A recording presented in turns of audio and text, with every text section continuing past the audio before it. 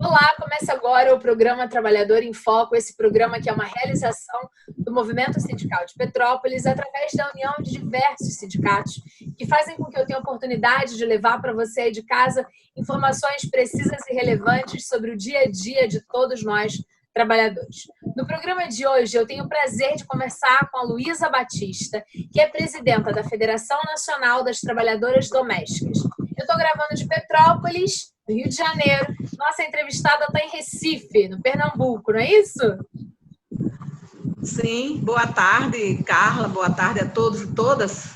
Eu estou aqui no bairro de São José, um bairro bem central. Eu estou aqui no Sindicato das Trabalhadoras Domésticas do Estado de Pernambuco. E é um prazer estar participando, né, do programa com você. Eu agradeço a gentileza. A pandemia trouxe incontáveis malefícios para a nossa sociedade, mas se houve uma vantagem é que hoje eu consigo falar com gente trabalhadora de sindicatos do Brasil inteiro e eu estou bem feliz de trazer essas vozes para falar aqui para Petrópolis e também através do Facebook, do Instagram e do YouTube, ou seja, a gente fala para todos os lugares. Luísa, vamos começar pelo básico, que muita gente não sabe. Eu queria que você explicasse, nesse guarda-chuva, digamos assim, que é um sindicato e uma federação de trabalhadoras domésticas, quais são os profissionais que fazem parte ou podem fazer parte desses sindicatos? Porque a gente não está falando só da trabalhadora doméstica de serviço geral, existem outras funções, não é isso? Sim. As funções dentro do trabalho doméstico cozinheira, arrumadeira, faxineira, motorista, jardineiro, caseiro, governanta, mordomo, que já são funções que os salários são bem altos, porque é preciso que trabalhe na casa que a família tenha um grande poder aquisitivo, né? Então, são essas pessoas, essas funções que estão dentro do trabalho doméstico, além de babás, que são as pessoas que cuidam de crianças, e cuidadora e cuidador de idosos ou pessoas com necessidades especiais, PCD. Maravilha. São essas funções que compõem a categoria dos trabalhadores e trabalhadoras domésticas. Certo. Em via de regra, já começamos a falar e desmistificar a questão de que quando a gente fala de trabalhador doméstico, a gente está falando só da faxineira, aquela que faz a limpeza, os serviços gerais. A gente está falando de outros vários personagens profissionais que compõem a cadeia do trabalho doméstico e em torno da casa, não é isso? Exato, porque tem aquela trabalhadora mensalista, é aquela que trabalha numa residência, trabalhando de forma correta, tem que estar com a carteira registrada, né? E aí ela tem um salário fixo mensal, nesse salário pode ser descontado os 8% de previdência social e, no caso da passagem, 6% do valor pago para a trabalhadora ter as passagens, né? E aí o que passa desse valor, o empregador, a empregadora repõe, complementa. E aí tem aquelas trabalhadoras que trabalham 3 dias numa casa. Com a lei complementar 150 também tornou-se vínculo empregatício. 3 dias é vínculo empregatício, o salário, então tem que ver. A lei diz que não pode reduzir o salário, fato. Mas também tem outro artigo que fala que, existindo a redução da carga horária, existe sim a possibilidade de se reduzir o salário pago àquela trabalhadora. Então, e tem aquelas que trabalham até 2 dias ou 1 dia. A federação sempre entendeu que, se você trabalha 1 dia numa casa, você é uma trabalhadora doméstica e que deveria sim ter um contrato claro dentro daquela especificidade dela ter o INSS recolhido, o FGTS. Mas a lei complementar 150 deixou de fora essas pessoas. Por quê? Em outras categorias de trabalhadores, se a pessoa dá o plantão de 1 dia por semana no local de trabalho, tem um contrato formalizado. Claro que não é a condição de uma pessoa que tem um contrato mensal, mas tem um contrato formalizado. E nós, trabalhadoras domésticas, ficamos de fora.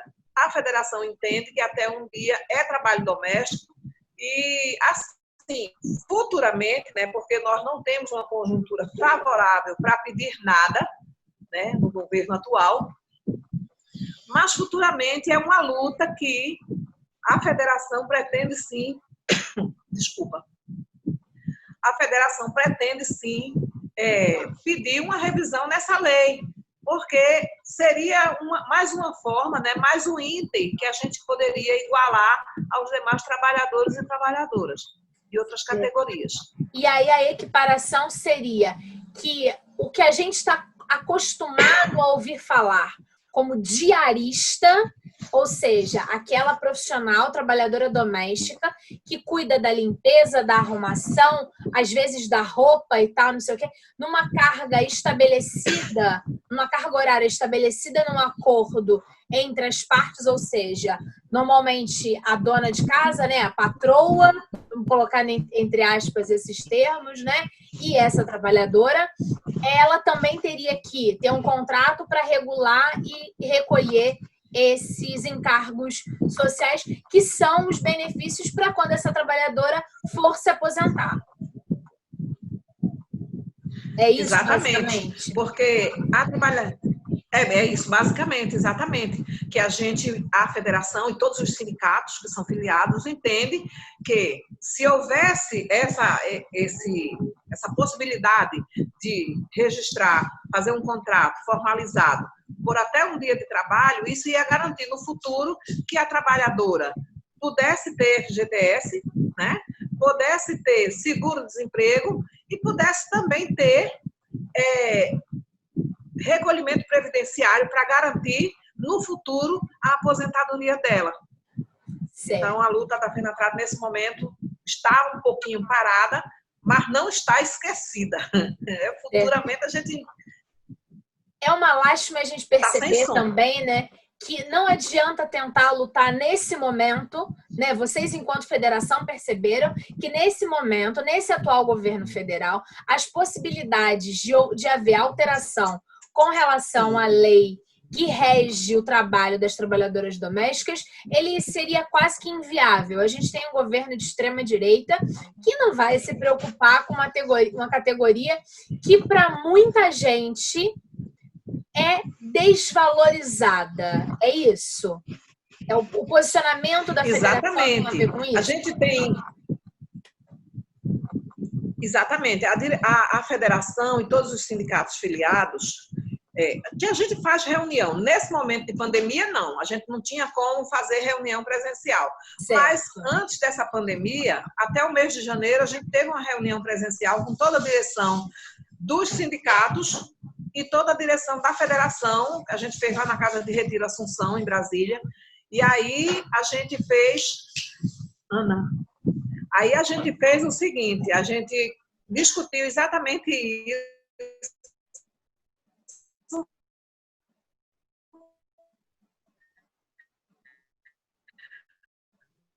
que é futuramente, nesse que foi uma reforma, porque você é mal para... Então, a reforma trabalhista já retirou direitos de outras categorias que está dentro da CLT, desde que a CLT foi construída, né, em 1943. E essas pessoas perderam direitos com a reforma trabalhista. Aí vem a reforma previdenciária. Então, a gente vê que esse governo neoliberal que está aí, esse governo de direita, ele não dialoga com a classe trabalhadora e não está preocupado que a classe trabalhadora perca direitos. Ele está preocupado em garantir direitos para o capital. Cada vez mais para os empregadores e menos para a classe trabalhadora. Então, nesse momento, não é viável a federação e os sindicatos chegar e pedir uma revisão da Lei Complementar 150, até porque o chefe do executivo, o que é que ele diz? Ele deixou claro que votou contra a PEC das trabalhadoras domésticas. E quando ele diz isso, a gente sabe que corre o risco de esse pedido se reverter contra a categoria. Então, vamos deixar como está, lutar para não perder o que conquistamos, lutar para que esses direitos sejam realmente respeitados, implementados, e a luta continua, né? Futuramente, a gente sabe que não há mal que dure para sempre.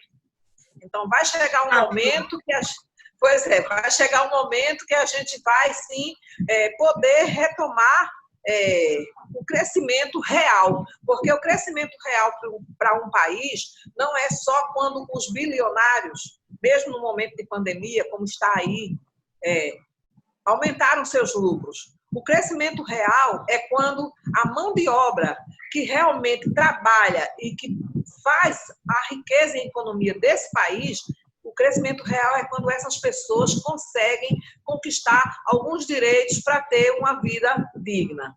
Uma vida onde as pessoas não vão esbanjar dinheiro, mas também não vai ter que contar cada centavo ou ter que remanejar uma conta de um mês para o outro porque esse mês não foi possível pagar.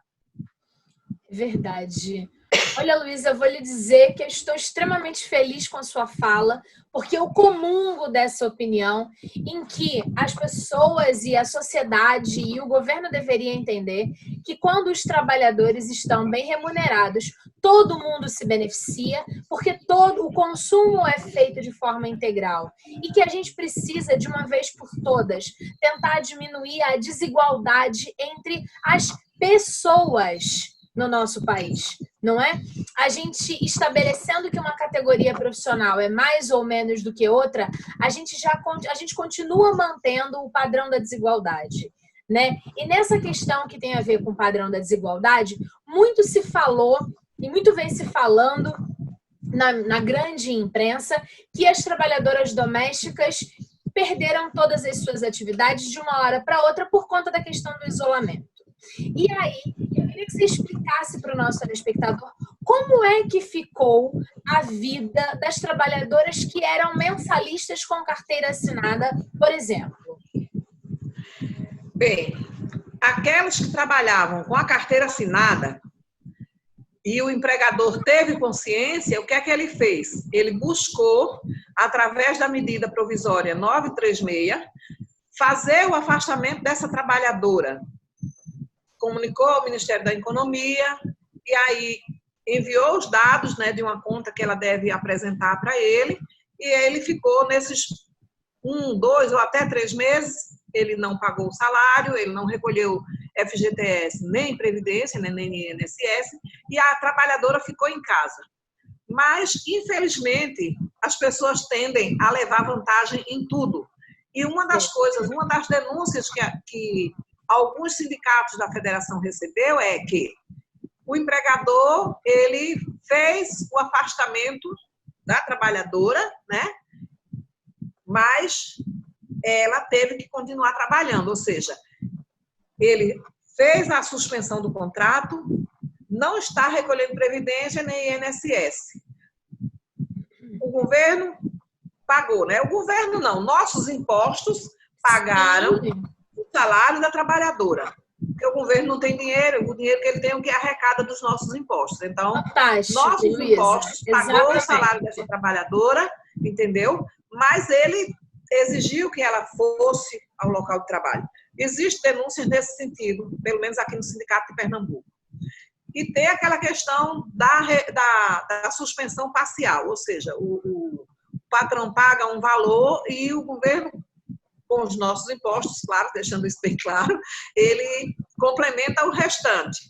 E tem aquelas que, por trabalhar sem um contrato formalizado, mesmo sendo mensalista, essas, infelizmente, teve um grande aumento no desemprego, ou elas, infelizmente, aceitaram a imposição do empregador de que teria que ficar no local de trabalho para não estar para cima e para baixo, né, se expondo no transporte público e, consequentemente, não contaminar a família do empregador, porque quando ele faz isso, ele está preocupado apenas com a família dele, com ele e com a família dele, não com a trabalhadora, não com a família da trabalhadora, está preocupado exclusivamente com a família dele, porque se ele realmente tivesse preocupação com a saúde da trabalhadora, ou como um cidadão teria preocupação, um cidadão de bem teria preocupação com a saúde e não contribuir com o aumento né, da contaminação, ele faria o quê? Olha, você vai ficar em casa e eu vou pagar o teu salário, mas você vai ficar em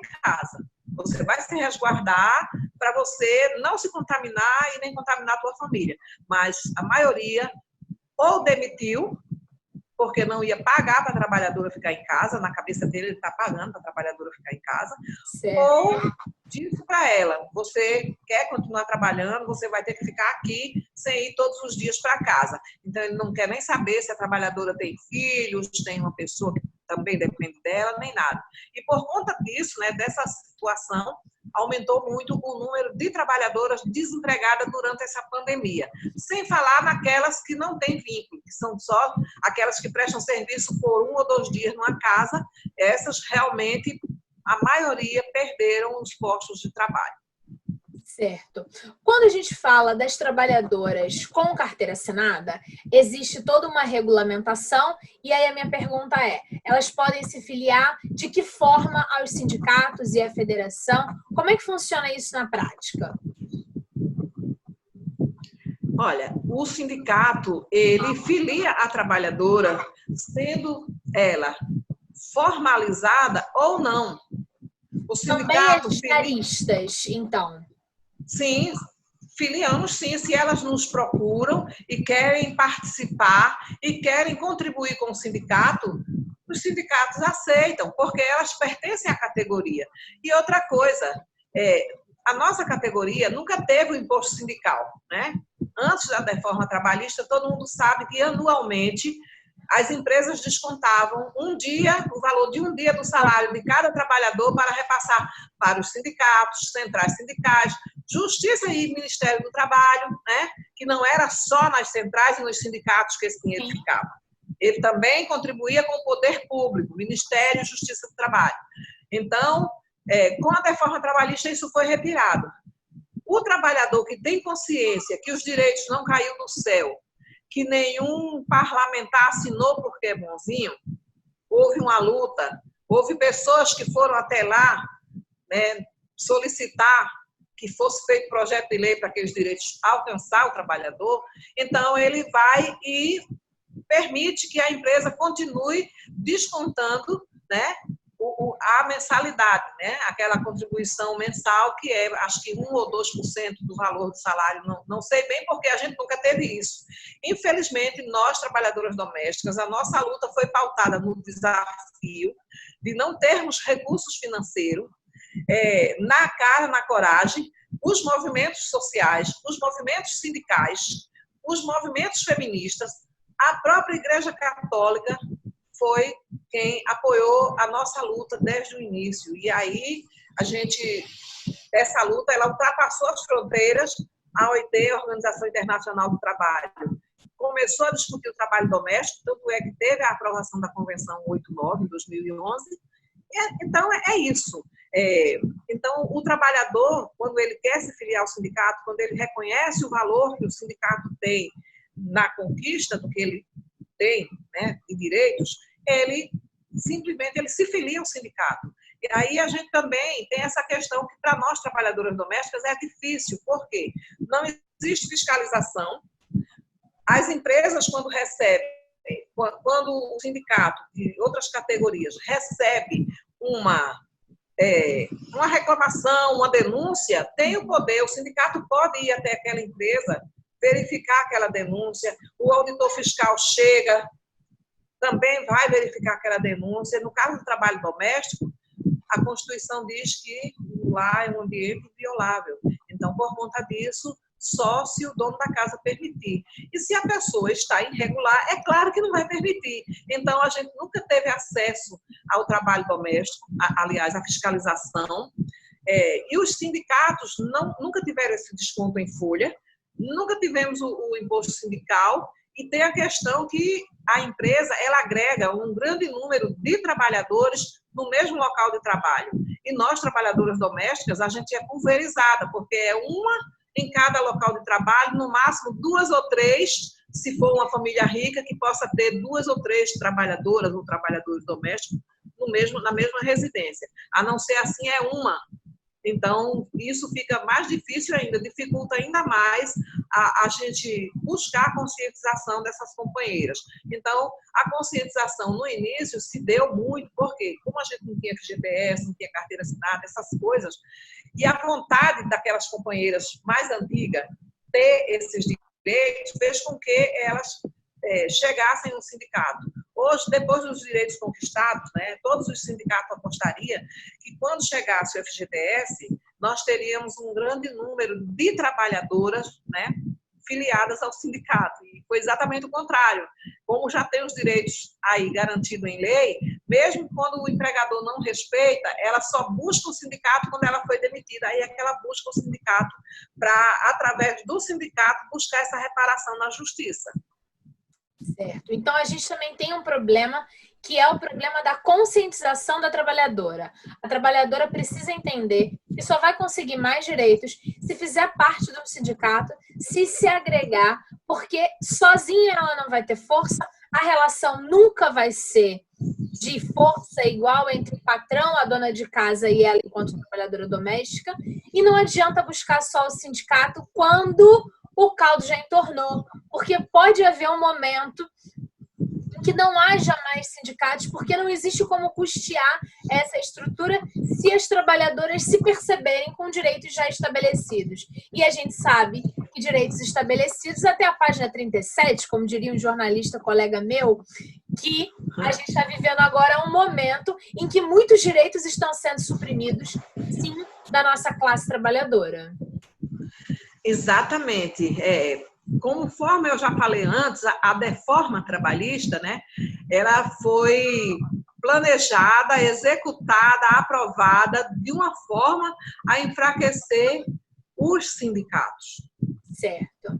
Quando ela enfraquece os sindicatos, ela também enfraquece o trabalhador, mesmo sendo de outra categoria, mesmo a empresa, o sindicato podendo ir até aquela empresa, mas numa mesa de negociação, uma situação tá um sindicato com todos aqueles diretores, com o advogado do sindicato ali negociando direito para aquela categoria que está representando. Então, não é uma única pessoa. Outra coisa o trabalhador foi demitido e é ele e a empresa só. Com certeza esse direito não é respeitado, né? Porque é sempre aquela questão de oprimir o trabalhador, ampliar o lucro da empresa e o trabalhador, ele que se contente com as migalhas. Então, isso está acontecendo em todas as categorias. O direito foi retirado de outras categorias. E no caso da trabalhadora doméstica ainda é pior, porque numa empresa ainda tem como se produzir, se ter uma testemunha, se produzir provas. E o trabalho doméstico, que é realizado dentro de um ambiente muito mais difícil para a trabalhadora ela reunir provas daquelas violências, né? Porque não respeitar o direito do trabalhador é uma violência. E ainda tem aquelas questões do assédio moral, até mesmo assédio sexual, e aí são coisas que não tem como provar. E a violência corre solta, a impunidade também. E a trabalhadora, ela, como eu já falei, quando ela sai do trabalho, a carteira não estava assinada, então ela busca o sindicato. Essa reparação, ainda podemos contar com a Justiça do Trabalho para que essa reparação seja feita, né? Aqueles direitos que estão na lei sejam garantidos. Mas, muitas vezes, agora, depois do E-Social, ficou mais difícil. Mas antes do E-Social, quando o FGTS não era obrigatório, era muito comum a gente receber as trabalhadoras aqui no sindicato, sabe? E essas trabalhadoras chegavam, trabalhavam 20, 30 anos, a carteira estava assinada. Não tinha nem um ano de recolhimento da Previdência. E aí tem aquela questão, é como se fosse da família. E aí ela descobre que não é da família quando ela está doente, que ela não pode mais trabalhar, ou que ela precisa recorrer ao auxílio-doença na Previdência Social, e é negado, né, é indeferido porque não houve recolhimento previdenciário. Então, quando essa ação é encaminhada para a Justiça, muitos juízes simplesmente dizem que não há o que fazer. Então, por quê? Porque, nesse caso, esse recolhimento que deveria ser para a Previdência Social, a Previdência Social é quem tem que notificar o empregador através da Justiça. Então, entre notificar o empregador para que ele recolha esses anos todos de previdência, ou negar o benefício que a trabalhadora tem direito, mesmo com a súmula do TST, eles simplesmente arrebentam a corda do lado mais fraco. Eles vão deferir o pedido de benefício da trabalhadora. E aí a gente sabe que o trabalhador, a trabalhadora, de qualquer categoria, tem que valorizar o sindicato que o representa. Porque na hora de conquistar, de lutar, de estar naqueles corredores imensos em Brasília, é os sindicatos que estão lá buscando esse apoio, essa reparação. Certo. Uma das coisas que a gente sempre fala aqui no programa Trabalhador em Foco é a importância também do trabalhador e da trabalhadora acompanhar os depósitos do FGTS para não se ver numa situação futura como essa, 20 anos, 30 anos, e aí a coisa fica muito mais difícil.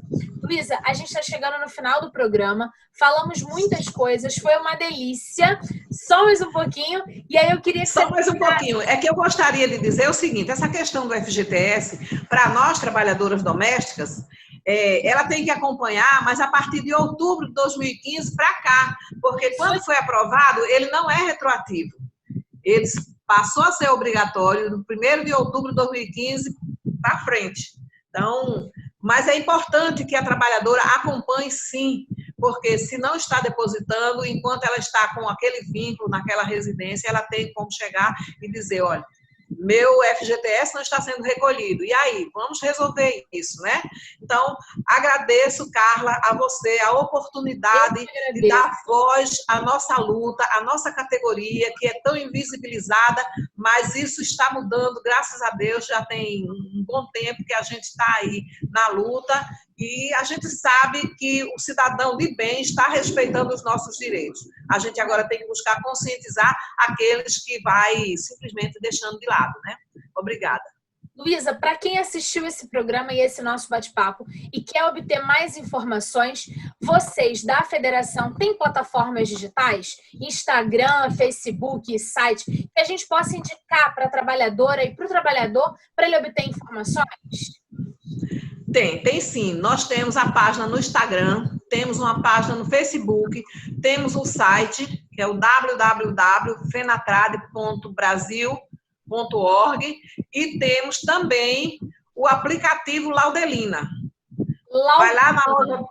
A Laudelina, o nome é em homenagem à Laudelina de Campos Melo, que deu início a essa luta em 1936, quando fundou a primeira associação de trabalhadoras domésticas na cidade de Santos, São Paulo.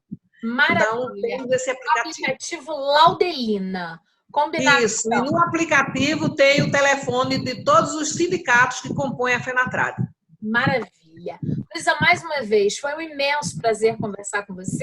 Agradeço de verdade, espero que você tenha elucidado para o nosso telespectador lá de casa informações sobre o dia a dia das nossas trabalhadoras domésticas e o quanto a gente precisa aprender a respeitar os direitos e a lutar por mais direitos ainda dessas mulheres e também desses homens que fazem com que as nossas casas sejam um ambiente salubre, digamos assim. Obrigada, foi um grande prazer. Obrigada, Carla. O prazer foi todo nosso. A Federação agradece o apoio. Obrigada a você de casa que ficou com a gente. A gente volta em breve com um novo programa Trabalhador em Foco. Até breve. Tchau, tchau.